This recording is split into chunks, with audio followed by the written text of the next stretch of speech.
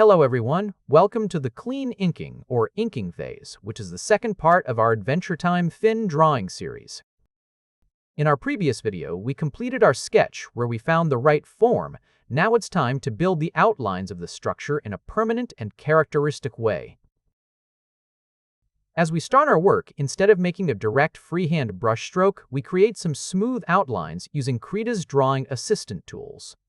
We wanted to show this vector-like and flawless approach that you saw in areas like the backpack as an option up front, especially for those who struggle with brush control or want to produce perfectly smooth work. However, we won't be going down this mechanical path for the entire drawing. Now, starting from the head, we are putting these assistant tools aside. We are switching to our fineliner brush, which we specifically prefer for digital inking, and starting to draw freehand. So why did we return to freehand instead of completely flawless tools?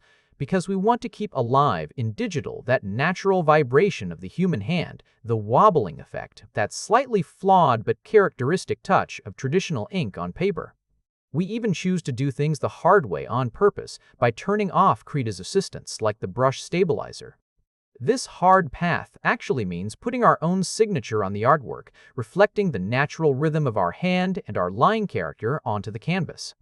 Let's also talk a bit about why we chose the fineliner for this job instead of a standard ink brush or fountain pen. Fin is a character with almost vector-like, very clear lines in his own animation. The fineliner brush, while being pressure-sensitive, can maintain line thickness consistency for much longer compared to other brushes. This way, we draw neat lines suited to the character's nature, while also incorporating our own organic style and manual skill into the work. Here, I want to mention another practical detail that incredibly speeds up our workflow during drawing.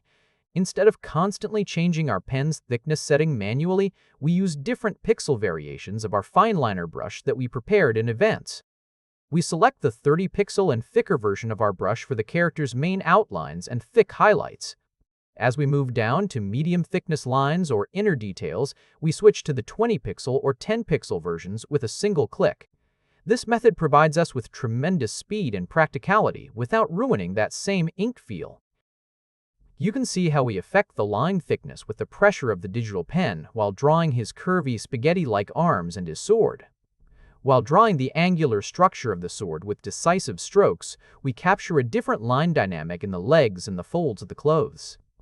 After finishing the legs and shoes, we ground the character by adding a few grass details under his feet so he doesn't look like he's suspended in the air. Our outlines are done. Now we take our thinnest 10-pixel fine liner and begin the traditional cross-hatching shading to add volume to the character. These series of parallel lines we drop on the bottom of the backpack, the arms, the shorts, and the sword establish the light and shadow balance of the form. You can see that even before moving on to coloring, we add tremendous depth and three-dimensionality to the form with just ink.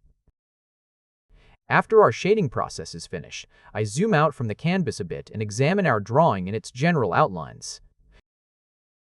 The overlapping of those blue, slightly messy forms of our underlying sketch layer, with these clear ink lines carrying the vibration of our own hand, gives the artwork a complete traditional paper warmth.